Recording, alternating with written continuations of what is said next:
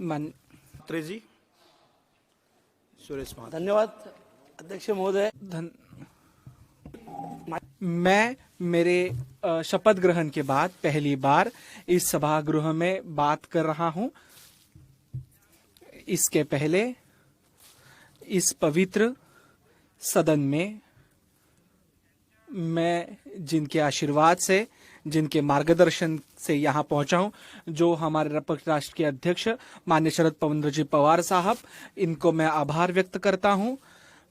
मैं सुप्रिया सूर्य जी का भी अभिनंदन व्यक्त करता हूं।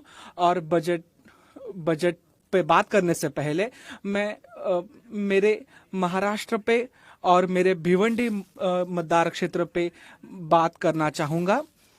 महोदय, आप सबको पता है कि देश में सबसे ज्यादा टैक्स महाराष्ट्र से आता है, पर आप देखोगे कि महाराष्ट्र पे हर बार अन्याय किया जाता है। 2019 में महाविकास आघाड़ी सरकार महाराष्ट्र में था और देश में भाजपा का सरकार था, पर आज महाराष्ट्र में और देश में भी भाजपा का सरकार है। फिर भी हमारा जो टैक्स यहाँ आता है, हमें 100% नहीं पर 50% मिलना चाहिए। और जो महाराष्ट्र पे अन्याय होता है, इसके ऊपर मैं मेरा विरोध दर्शाता हूं। और एक बात मुझे यहाँ बताना है, महाराष्ट्र में और भिवंडी कॉन्स्टिट्यूंसी में बुलेट ट्रेन मेरे कॉन्स्टिट्यूंसी से जाती है। उसकी कारशेड मेरे कॉन्स्टिट्यूंसी में होगी। महोदय, इस बुलेट करोड़ों रुपए उसके लिए खर्चे जा रहे हैं, पर इस बुलेट ट्रेन के जो गैर व्यवहार हुए हैं, कलेक्टर, पुलिस कमिश्नर, उनको मैंने लिख के मेरी कंप्लेंट दी है।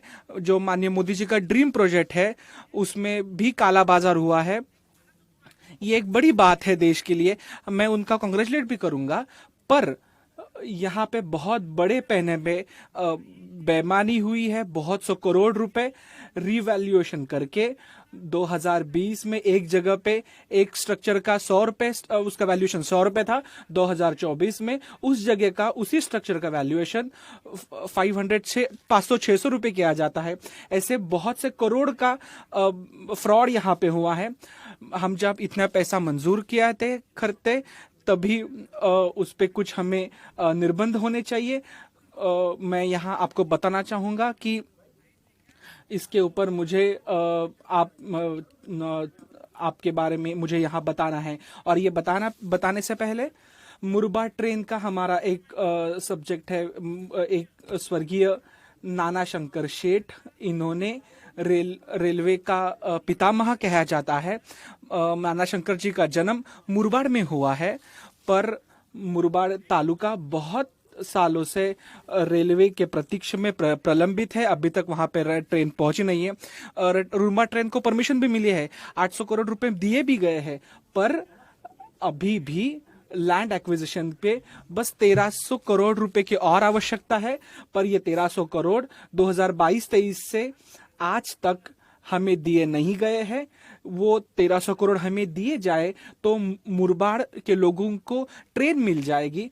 और जो रेलवे के जनक है नाना शंकर शेठ जी, उनके स्मृति को हम श्रद्धांजलि दे सकते हैं, ऐसे मुझे कहना है। और मुझे विश्वास है कि ये 1300 करोड़ रुपए आप हमें दे देंगे और रेलवे शुरू करेंगे। आप बुलेट ट्रेन का हम देखो, बुलेट ट्रेन से 24-25 किलोमीटर तक हमारा जो रेलवे स्टेशन है, वाशिंद, आसंदगांव, आड़गांव, बदलापुर, इस रेलवे स्टेशन पे आपकी जो वहाँ की जो उसके वहाँ के बाथरूम देखोगे, उसकी बैठने की व्यवस्था देखोगे, शेड देखोगे, 1 करोड़ शेड का कैंप बदलापुर स्थानक पे 2 साल से शुरू है, वो अभी तक पूरा नहीं हुआ है।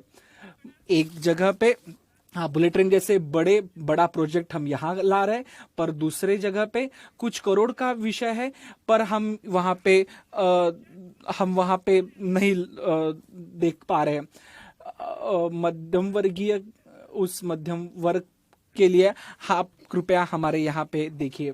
और एक महत्व का मुद्दा है, हम यहाँ पे किसानों के वजह किसानों को चांगले अच्छे स्कीम लाए हैं। एमएसपी मिलना चाहिए, उनको पैसे मिलने चाहिए, पर ये सब करते वक्त मैं आपका लक्ष्य महाराष्ट्र के सबसे ज्यादा किसानों की आत्महत्या हो रही है, पर इस आत्महत्या के सुसाइड से जी जो ये स्थिति है उस पे मार्ग निकालने के लिए ये सरकार का काम है। पर बहुत सालों से हजारों किसानों ने आत्महत्या किया है, फिर आज भी ये स्थिति है, आज महाराष्ट्र में है। कृपा करके आप आपके इस पे विचार होना चाहिए, आपने सोचना चाहिए। आप ज्योग्राफिकल सिचुएशन अलग हो सकता है, पर फिर भी हम दूसरे देश में जाते हैं तो वहां पे वो ज्योग्राफिकल प्रॉब्लम्स पे ओवरकम करके मार्ग निकालते हैं, वैसे ही हमें करना चाहिए। अब कुंभ मेला हो गया, हिंदुओं का श्रद्धा स्थान है, 184 साल के बाद वहां पे ये योग आया है। इतना अच्छा योग आने के बाद आपको भी पता होगा कुंभ मेला का नियोजन 2 महीने पहले नहीं होता, ये 10-12 साल पहले ये नियोजन किया जाता है। और इतना बड़ा नियोजन होके भी, प्लानिंग होके भी, वो जितना स्टैम्पिड वहां पे हुआ है, जो कुछ लोग वहां पे मृत हो गए हैं, उनको मैं अभिवादन करता हूं, श्रद्धांजलि व्यक्त करता हूं। पर फिर भी उसके लिए कौन रिस्पॉन्सिबल है? आज करोड़ों लोग, आपको पता होगा देश के आज पॉपुलेशन इतनी 140 करोड़ है, पर 40 से 50 लोग वहां पे जाने वाले। मैं पहली बार बात कर रहा हूं, मुझे सिर्फ 2 मिनट बात करने दीजिए, 2 मिनट बात कर दे, मैं पहली बार बात कर रहा हूं। इस पे हमने देखना चाहिए। स्टूडेंट्स जो देश का भविष्य है, युवा देश का भविष्य है। आज हमारे यहाँ पे जो स्कूल्स हैं, ये हमारे पूरे स्कूल डिजिटल होने चाहिए, और सब छात्रों को, सब स्टूडेंट्स को गवर्नमेंट हॉस्पिटल में नवे तो प्राइवेट हॉस्पिटल में भी फ्री ऑफ कॉस्ट उनका इलाज होने चाहिए। क्योंकि इलाज अच्छा होगा, हेल्थ अच्छा होगा, तो उनका शिक्षण भी अच्छा होगा, एजुकेशन अच्छा होगा। आज के युवा देश का भविष्य है। और एक बात, मैं 2 ही पॉइंट यहां पे बोलूंगा।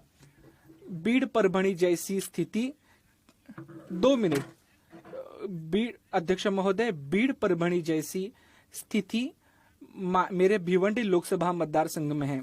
मेरे भिवंडी लोकसभा क्षेत्र में एक आदमी पे 14 केसेस है, 14 cases, 302, 304, 306 murder, attempt to murder. मौका से उनको तड़ीपार रहता है, फिर भी वो क्राइम कर रहा है। 50 दिन हो गए, पुलिस उसको अरेस्ट नहीं कर रही है। वो आदमी शादी और सब जगह पे घूमता है। बीड़ परभणी जैसी परिस्थिति मेरे भिवंडी लोकसभा मतदार संघ में नहीं आनी चाहिए। और खास करके जे एमपी फंड उसके बारे में बताया गया, कृपया आप उसके ऊपर बढ़ोतरी कीजिए। और आपने मुझे सोचा, उसके लिए खूब बहुत बहुत धन्यवाद।